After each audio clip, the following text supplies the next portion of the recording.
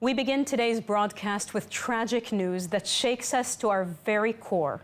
For the first time since the hostage exchange deal began, Hamas returned Israeli hostages, not alive, not to freedom, but dead. One harrowing nightmare that began on October 7th has reached a heartbreaking, gut-wrenching conclusion. As we wait for additional forensic details, we are informed that the Bibas family, Shiri, her 4-year-old son Ariel, and her little baby Kfir, have finally returned home to Israel today in body bags. Let those words sink in. For over 500 days, the world held its breath, awaiting, praying, and pleading for their release, hoping that this lioness mother and her 2 children, with 9-month-old baby Kfir being the youngest hostage in this war, that they would come home alive. Instead, Hamas and its accomplices have delivered them back in death. And they're not alone. Also returned today is the body of Oded Lifshitz, an 83-year-old Israeli peace activist and one of the founding members of Kibbutz Nir Oz, a man who spent his life advocating for coexistence, brutally kidnapped in old age and left to die in Hamas's hands. We watched in horror as these innocent civilians were torn from their homes in Nir Oz by terrorists, images of their suffering haunting the world. A young mother clutching her 2 redhead babies, their fate unknown until now. They were killed in captivity when they should have been home with their families all along. Killed while the world argued, debated, stood and watched silently and excused the inexcusable. Today, Israel grieves, a nation in mourning, a people shattered once more. The Bibas family, the Lifshitz family, their loved ones, and all who prayed for their safe return are left with unimaginable pain, as are we. As we bring you the latest developments, one thing must be crystal clear. This was not just war. This was barbarism, cruelty, sheer evil, a crime against humanity. And as we ask what comes next, we must first reckon with this. What does it say about our world and the international community when the kidnapping of innocent babies and the elderly is met with anything less than universal outrage? As part of the agreement included in the current ceasefire deal, Hamas handed over the 4 bodies of Israeli hostages who were killed in captivity. It has been an emotional, complicated day here in Israel as the bodies were transported from Gaza back to Israel with dignity before being sent for forensic examination and identification. ILTV's Shosh Bedrosian is outside the Abu Kabir Forensic Institute where the bodies were identified. Well, today has been an incredibly emotional and difficult day here in Israel. I'm standing right outside of Abu Kabir where these bodies were just transported for identification. People lined the streets here with Israeli flags, with posters, just trying to pay their final respects for these 4 innocent lives that were kidnapped on October 7th and killed in Gaza.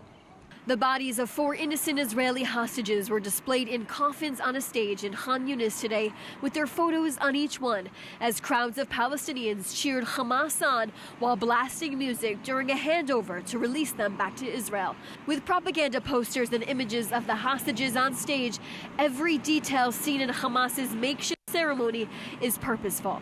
4 Red Cross vehicles arrived in Khan Yunis to retrieve the bodies, and before the transfer took place, a Red Cross employee sat side by side on stage with a masked Hamas operative signing documents, which is not a requirement as part of this deal. One day before the release, the Red Cross released a statement calling for privacy and dignity during the release operations and said any degrading treatment would not be acceptable.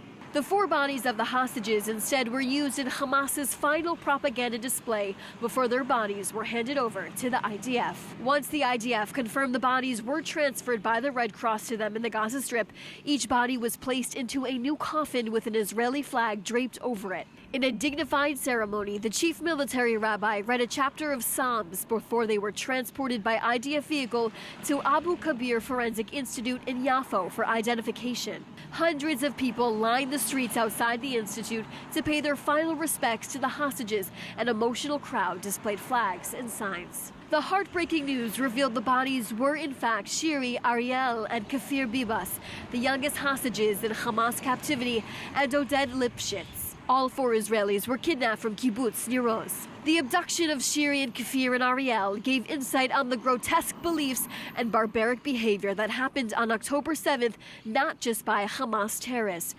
Caught on camera, civilians wearing normal clothes kidnapped Shiri and her children from their home as she draped her 2 red-headed children in a white sheet in her arms.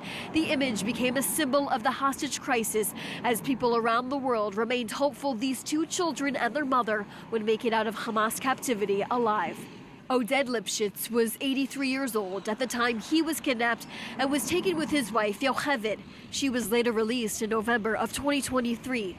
They were some of the founders of Kibbutz Nir Oz. Oded was a lifelong journalist and peace activist that would regularly transport patients from Gaza to receive treatment in hospitals across Israel. The devastating news of the hostages has created intense emotions for people here in Israel, from the display of coffins on stage in Gaza to the confirmation of their identities. Here's what people had to say. I think we have to come. We have to go to the streets because nothing else is working.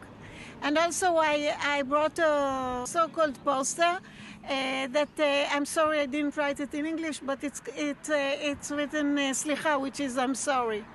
We're sorry that we didn't manage to bring them alive and that we have to bring them here and they have to find out here how they died and whatever. Our heart is breaking. These 2 little boys, they can be my boys. I have a boy. He's 2 years old, and my heart is just broken, like everybody here. And you want to honor them. You want to support the family. An extremely difficult and heavy day here in Israel for the families and for the public who has supported them for nearly 500 days. Of course, people here say they have been in mourning since October 7th and will continue to be in mourning until all of the hostages come home. Now, there is some hope on the horizon as 6 hostages are expected to walk out of Gaza alive on Saturday. Thank you for that, Shosh. Prime Minister Benjamin Netanyahu addressed the nation and acknowledged that the return of the 4 bodies was a shocking day of grief for the nation. He also declared that Israel was determined to guarantee this will never happen again. יום מטלטל, יום של יגון. אנחנו מחזירים הביתה 4 מחטופינו האהובים, חללים. אנחנו מחבקים את המשפחות, והלב של אומה שלמה נקרע. הלב שלי נקרע. גם שלכם. וצריך שהלב של כל העולם יקרה. כי פה רואים מול מי יש לנו עסק, עם מה יש לנו עסק, עם איזה מפלצות. אנחנו עוד אוהבים, אנחנו כואבים, אבל אנחנו גם נחושים להבטיח שדבר כזה לא יקרה יותר. And joining me now to discuss one of the saddest days for Israel and the Jewish people since October 7th, and unfortunately there have been many, is Ruth Wasserman-Lande, former MK for the Blue and White Party, senior fellow at the Misgav Institute for Strategic Affairs. Thank you for joining. Very welcome. Thank you for having me. Ruth, it's the first time that bodies are returned in an exchange deal. What do you think is the impact of these tragic images on the Israeli public, especially the families of other hostages still in captivity? Very difficult to convey and almost impossible to comprehend if one is not in Israel. What a tragic day it is for Israelis. We feel that these kidnapped civilians, ones that were practically dragged from their homes, in their pajamas, they had no arms, no weapons, no way to protect themselves. Could have been any of us, could have been any of our children, and we feel as if they are our families. Each and every one of us has been really accompanying each of them in those 500 and above days in captivity. And I must say, and this is my message to the international arena and to every person, every human being in the international arena, very, very cynically, the Hamas called the children, the red-headed children that there are very few people in the world that haven't gotten to know them because of the pictures, because of the newsreels about them after what had happened on October 7th. And it's absolutely unbelievable that the Hamas had referred to them perhaps a day or two ago as prisoners. And I ask you, anybody who's listening, a 7th, 9th, 12-month-old baby, whether it's 7 months, whether it's 9 months, whether it's 12 months, and his older brother. What kind of prisoners are we talking about? I mean, whom are we kidding? Absolutely, and Hamas has continued to spread misinformation and manipulate hostage negotiations. The images just from this morning of their ceremony, handing off the bodies with the Red Cross coming on and signing, and so many Gazans and young children there to watch. What do we learn about them from this? I saw all these young children, and it felt like indoctrination at its best.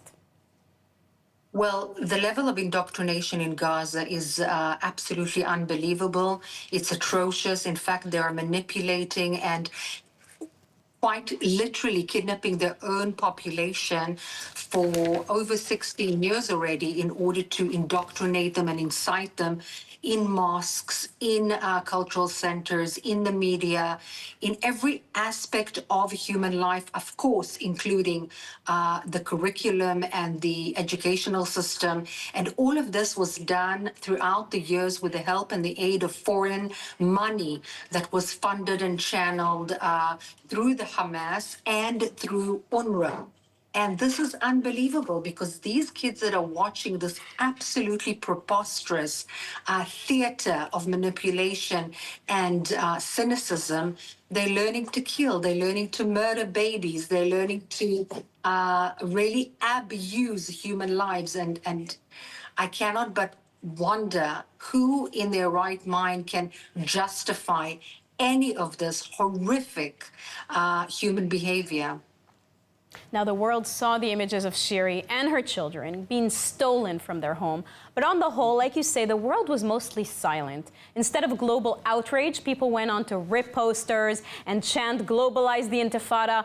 I personally am deeply disappointed in the international community. How was it okay to kidnap babies to begin with? Where was the outrage? What are your thoughts about this? Where's the moral compass here of the world, of the international community? So first of all, there is no moral compass, and those people who had spoken out, I salute them. I salute their courage. I salute their humanity and their moral clarity, because this is absolutely unnegotiable. This is not something that is in the gray area. It is either black or white. And in this case, it is absolutely in the white, in the sense that there is no question. Kidnapping people and stealing them from their homes when they're civilians, abusing them, and we all know that the conditions that the Hamas and the Islamic Jihad held captives in Gaza and still hold captives in Gaza are inhumane. It is absolutely unbelievable that they are trying now to influence public opinion by trying to convince them that this was somehow otherwise. Not only that, but they even enlarge their cynicism, so to speak, and do these theatrics, including the Red Cross. In other words, with the Red Cross and with the audience watching. And when I look at the international arena and I wonder, where is the moral compass, as you had asked, of the majority of the viewers and the people? How on earth do they manage to justify this kind of behavior? How in their minds do they manage? And it's incomprehensible to me. Thank you very much for this input, Ruth. Thank you. Thank you. And looking forward to some hope. On Saturday, 6 hostages are set to be released by Hamas after over 16 months in captivity. ILTV's Ariella Lachiani has more. Hope and heartbreak collide this Saturday as 6 hostages held in Gaza since October 7th are finally coming home. Among those set to be released are 27-year-old Elia Cohen, 40-year-old Tal Shoam, 22-year-old Omer Shemtov, and 23-year-old Omer Wenkert, all taken captive during the deadly attacks on October 7th. Also included in the agreement are Hisham al-Sayed and Avera Mengitsu, who have been held by Hamas in Gaza for nearly a decade. Young lives interrupted, families torn apart. My brother, Elia Cohen, is kidnapped from the party in the 7th of October. And we really miss him. Families of the hostages have been vocal, calling on international leaders to intensify efforts. All the leaders need to take act. They need to do more pressure on the other countries and more pressure on Egypt and Qatar and the US to build a satisfaction an agreement to take the old hostages out. The painful wait continues for families as they cling to hope for their loved one's safe return. The release is set for Saturday, but for those still waiting, the ordeal is far from over. On Saturday, ILTV will have full live coverage right here in our studio, where we will cover this historic hostage release from all angles with a panel and live reports on the ground in Hostage Square. ILTV has provided extensive and comprehensive coverage of every hostage coming home. Stay with us on all platforms for live updates. Arab leaders will meet tomorrow in Riyadh for emergency talks to consider an Egyptian alternative to Trump's Gaza plan for post-war Gaza. Cairo has yet to reveal the proposal, but key elements have been reported. ILTV's Steve Leibowitz reports. The Egyptian plan is said to include 3 reconstruction stages, with Palestinians moved to safe zones inside the Gaza Strip with no exodus of the Gazan population, as called for by President Trump. Trump's plan called for American control of Gaza and called for the expulsion of its inhabitants and control over the enclave while it's rebuilt. The Trump plan stirred unity among Arab states who rejected the idea. Jordan's King Hussein told President Trump that the Egyptians will present him with an alternative. كما أكدنا على أهمية دعم المجتمع الدولي وتبنيه خطة إعادة إعمار قطاع غزة دون تهجير الشعب الفلسطيني، وأكرر دون تهجير الشعب الفلسطيني من أرضه التي يتمسك بها ووطنه الذي لا يقبل التفريط فيه، وبما يضمن البدء الفوري في عمليات الإغاثة والتعافي المبكر. Observers are calling the summit the most consequential in decades in relation to the Arab world and the Palestinian issue. Saudi sources say the Arab world will present a unified proposal for a plan to move forward. Saudi Arabia, Egypt, the UAE, Qatar, and Jordan are taking part in the summit, now expanded to also include the 6 Gulf cooperation countries and the Palestinian Authority. Hamas is not represented. Reports say the plan would begin with a 6-month early recovery phase where heavy machinery is brought in to remove debris, with safe zones designated to temporarily relocate residents. The second phase will deal with detailed reconstruction focused on rebuilding utility infrastructure. The final phase would oversee the urban planning of Gaza, construction of housing units, and provision of educational and healthcare services. UN estimates put the cost of rebuilding at more than $53 billion over a 3 to 5 year period. The plan is reportedly not specific about who is expected to pay. The plan reportedly drifts into other issues, calling for the launching of a political track to implement the 2-state solution so that there is incentive for a sustainable truce. The White House reportedly believes that removing Hamas from power is a bigger obstacle to the Gaza plan than its relocation or reconstruction. The Trump administration is clear that Hamas must be gone from post-war Gaza, if necessary, by renewed war from Israel.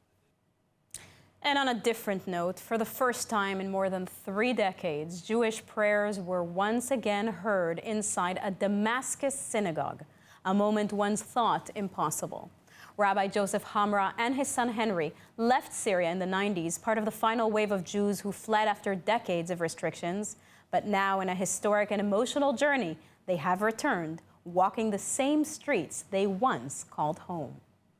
When President Bashar al-Assad was overthrown in December, the Hamra family began organizing a visit to Damascus, something that had once seemed unimaginable, with assistance from the Syrian Emergency Task Force, a U.S.-based advocacy group. During their visit, they met with Syria's deputy foreign minister at the ministry, now overseen by caretaker authorities appointed by the Islamist rebels, who ended more than 50 years of Assad family rule. The new leadership had pledged that all of Syria's communities will have a role in shaping the country's future. Reading from a Torah scroll inside the last remaining synagogue in Damascus, Rabbi Joseph Hamra and his son Henry relived a piece of Syria's lost Jewish history. Once home to thousands, the Jewish community in Damascus now numbers fewer than 10. I want to see my kids to come and see this beautiful synagogue. You could see. It's a work of art. But much of the history had been erased. The ancient Jobar synagogue, believed to be built in honor of Prophet Elijah, was looted and reduced to rubble during Syria's civil war. We need the government security, and it's going to happen. We spoke to the Prime Minister yesterday, and he promised us that it's going to be his thing. This delegation met with Syria's new leadership, who pledged to protect Jewish heritage. But as the country reshapes its future, questions remain. Will Syria's Jewish past truly be safeguarded? And could this visit signal the beginning of something new? For now, it remains a return to the past with hopes for what the future might bring. And now, to round out today's show with a touch of Israeli pride and strength, Israeli singer and actor Idan Amedi, who gained a reputation as a favorable singer in Israeli pop culture and an actor in the popular show Fauda, was one of the many soldiers severely injured in combat in Gaza as he was serving there in reserve duty. Last night, he performed for the first time since his recovery. ILTV's Devo Klein has more. Idan Amedi rose to fame in 2012 with his hit song Nigmar. Since then, Amedi has been an Israeli icon and a beloved singer. After the October 7th massacre, as Israel was trying to deal with the aftermath, Amedi was one of the first artists to bolt to action, singing for recovered soldiers and victims in various hospital wards. That all changed when he was called for reserve duty. Fighting in the Combat Engineering Corps in Gaza, Amedi was severely injured from an explosive device that detonated in the entrance to a Hamas tunnel where his unit was operating. Amedi was hospitalized with pieces of shrapnel scattered across his body, and his recovery process was long and laborious. The nation gathered to pray for his recovery. This singer, who served as an Israeli symbol of hope, courage, heroism, and kindness. Post-recovery, he immediately returned to his original duty. He sang for the 5 female observers that returned in the current phase of the hostage for ceasefire deal. And last night, he performed on stage for the first time, beginning the show with the famous Shehecheyanu blessing, reflecting on the year that passed and thanking God for his life. Amedi explained that the shrapnel that penetrated his body was 1 millimeter away from his spinal cord, avoiding an injury that would leave him handicapped. After expressing his gratitude for life, for his family, and his circumstances, he also reminded the crowd of the strength and unity, Israeli unity, especially now. This is the face of a true Israeli hero.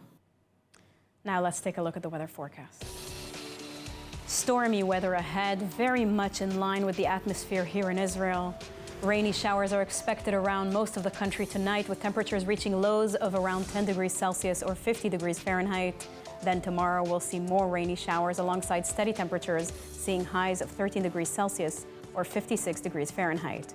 Over the weekend, cloudy skies and rainy showers are expected. That's a wrap for today's news. For the latest updates from Israel on all your devices, be sure to follow our ILTV channels, subscribe to our newsletter, and explore our website, iltv.tv. Stay informed with the latest news straight from the heart of Israel. I'm Sivan Raviv. Be well, never forget, never stay silent. And thank you so much for watching.